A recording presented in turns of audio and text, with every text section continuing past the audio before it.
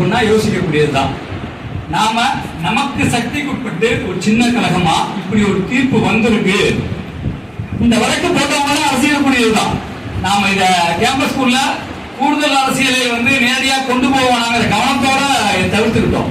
இந்த மதசார்பின்மை சோசியலிசம் வார்த்தைகளை ரிமூவ் பண்ணணும்னு வழக்கு போடுற சுப்பிரமணிய சாமி.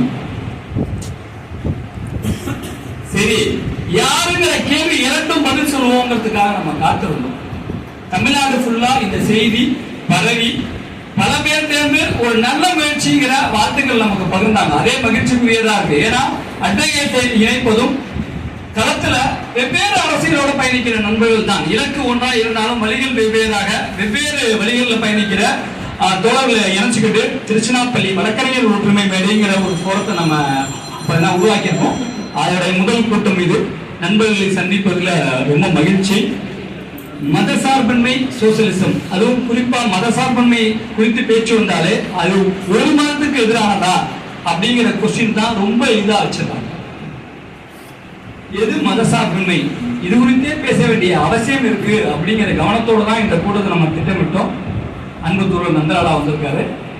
அதாவது தமிழ்நாட்டில் நந்தலாலா தோழர் பேசாத கல்லூரிகள் கிடையாது, போகாத பெரிய மேடைகள் கிடையாதுங்கிற அளவுக்கான களத்துல டெய்லி ஒரு கூட்டத்தை அட்டன் பண்ணியிருக்காரு. நாம கேட்டோன்னு உடனடியா ஒப்புக்கொண்டார்.